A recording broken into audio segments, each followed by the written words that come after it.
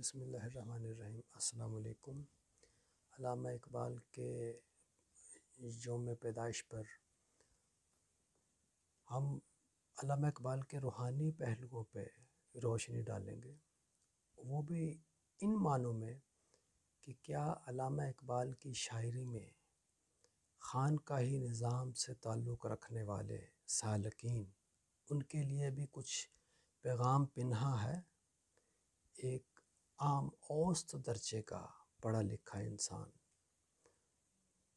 کیا وہ علامہ اقبال کی شاعری سے کچھ پیغام حاصل کرنے کے بعد اور ان کے بتائے ہوئے اصولوں کے مطابق چلنے پر کیا کچھ روحانی مقامات طے کر سکتا ہے؟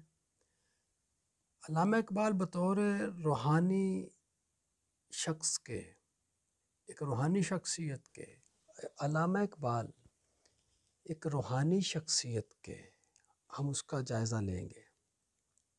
علامہ اقبال ہمہ گیر شخصیت ہیں، ان کے بہت سے پہلو ہیں، سیاسی پہلو ہیں، ادبی پہلو ہیں، بطور شاعر، بطور فلسفی، لیکن ہم بطور روحانی ان کو لیں گے، ان کے یعنی بطور ایک روحانی شخصیت۔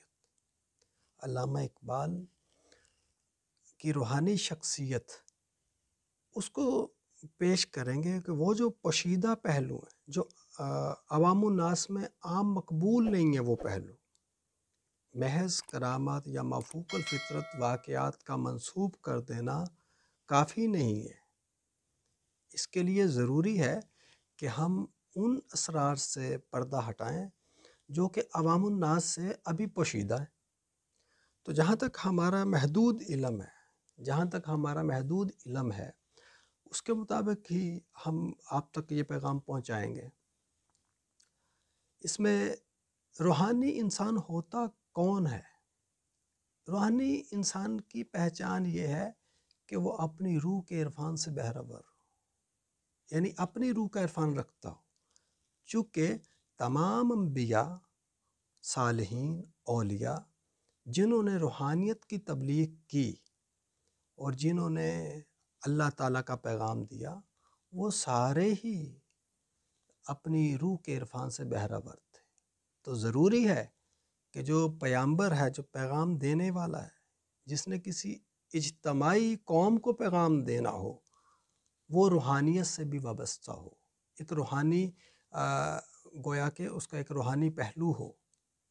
چونکہ پیغامات الویت، باطنی پیغام تو اللہ تعالیٰ کی جناب سے آنا ہوتا ہے، اور اس کا سلسلہ وحی الہام، ظاہر ہے وحی کلام کا سلسلہ تو بند ہو گیا، شریعت کا سلسلہ تو بند ہو گیا، آپ کو شریعت نہیں آئے گی حضور نبی کریم علیہ الصلوۃ والسلام کے بعد، لیکن ایک سلسلہ وحی الہام، القاء، وجدان اس صورت میں تو ہے۔ اس کے لیے ظاہر ہے کہ ایک باقاعدہ بہت بڑا پروگرام ہونا چاہیے، اور وہ بھی بڑے ضخامت اس کی ہونی چاہیے، لیکن ہم اختصار سے علامہ اقبال کے اس روحانی پہلو کی طرف نشاندہی کریں گے۔ حضرت علامہ اقبال ایک روحانی شخصیت کے وہ ساری خصوصیات بدرجہ اتم موجود ہیں جو کہ صوفیاء، جو روحانی مبلغ تھے، ان میں موجود تھی۔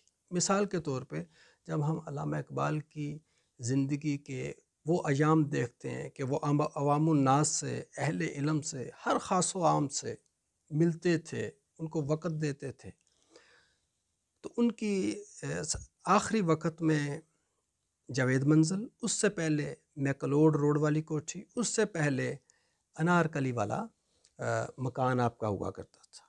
ہر خاص و عام بلا جھجک آ جایا کرتا تھا، اور اس وقت جو بھی وہاں پہ خورد و نوش کا سامان ہوتا تھا ہر ایک کو مہیا کیا جاتا تھا۔ ہر کوئی اپنا مسئلہ پیش کرتا تھا، علمی مسئلہ بھی حل کیا جاتا تھا، سیاسی مسئلہ بھی حل کیا جاتا تھا، الغرض ہر قسم کے مسائل حل کیے جاتے تھے۔ یہاں تک کہ علامہ اقبال کو کچھ لوگ ڈاکٹر سمجھ گئے۔ اب علامہ اقبال تو پی ایچ ڈی ڈاکٹر تھے، ان کو ویسے میڈیکل ڈاکٹر سمجھ کے آیا کرتے تھے، تو علامہ اقبال بعض اوقات ان کو کوئی دوائی بھی تجویز کر دیتے تھے اور کسی ٹائم دم بھی کر دیا کرتے تھے۔ واقعات مشہور ہیں۔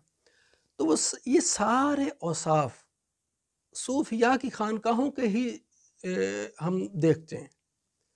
تو ایک پہلو تو آپ کا یہ ہے کہ معاملہ داری، نرم گوئی، وہ تمام اوصاف جو صوفیاء میں ہونے چاہیے وہ سارے بدرجہ اتم علامہ اقبال میں موجود تھے۔ سارا ماحول صوفیاء والا علامہ اقبال کی ہمیں زندگی میں ملتا ہے۔ پھر دوسری بات، علامہ اقبال کا صوفیاء سے محبت، ایک گہری وابستگی ملتی ہے، ان کے افکار سے گہری وابستگی ملتی ہے، اور سب سے بڑھ کر عشق رسول ہر چیز پہ آپ علامہ اقبال کی زندگی میں غالب ہے۔ اور پہلی اور آخری بات ایک ہی کہ علامہ اقبال اپنی شاعری کے متعلق کہتے ہیں کہ یہ ساری شاعری کا ماخذ قرآن حکیم ہی کی ذات، قرآن حکیم ہی ہے۔ تو علامہ اقبال کا یہ جو روحانی پہلو ہے، روحانیت میں ایک مقام ہے، مقام قلندری۔ عام حالات میں اس کا مفہوم تو یہی بنتا ہے، جو تماشا کرنے والے جو بندر کو نچاتے ہیں اسے قلندر کہتے ہیں، لیکن ہمارے تصوف کی اصطلاح میں جو قلندر اسے کہتے ہیں جو بے حجاب ہو، جو بے حجابانہ بات کرے، ہر اسرار کو، ہر راز کو بے حجابانہ، بے تکلف لوگوں کے سامنے رکھ دے، اسے قلندر کہتے ہیں۔ تو علامہ اقبال سالکین کے لیے کیا پیغام دیتے ہیں؟ جو راہ طریقت میں چلنا چاہتے ہیں، اچھا اس کے لیے میں ایک روحانی انسان تمام علوم ظاہرہ اس پر مکمل ہوتا ہے، عبور ہوتا ہے، یعنی علوم شریعت، طریقت، حقیقت، معرفت کے تمام قواعد و ضوابط اور ان کے اسرار سے واقف ہو۔ تو علامہ اقبال تمام کے اوپر عبور رکھتے تھے، اپنے وقت کے سب سے سمجھدار انسان سمجھے جاتے تھے، تو بہت اہل نظر سمجھے جاتے تھے، دور نگاہ تھی ان کی، دور رس نگاہ تھی۔ تو علامہ اقبال اپنے اس روحانی پہلو کی طرف اشارہ خود ہی کرتے ہیں، اور خود ہی ایسے کرتے ہیں۔ آپ کا جو فارسی میں کلام ہے، بیاب مجلس اقبال یک دو ساغر کش، گرچہ سر نہ تراشد قلندری دانت۔ اقبال کی مجلس میں بیٹھ،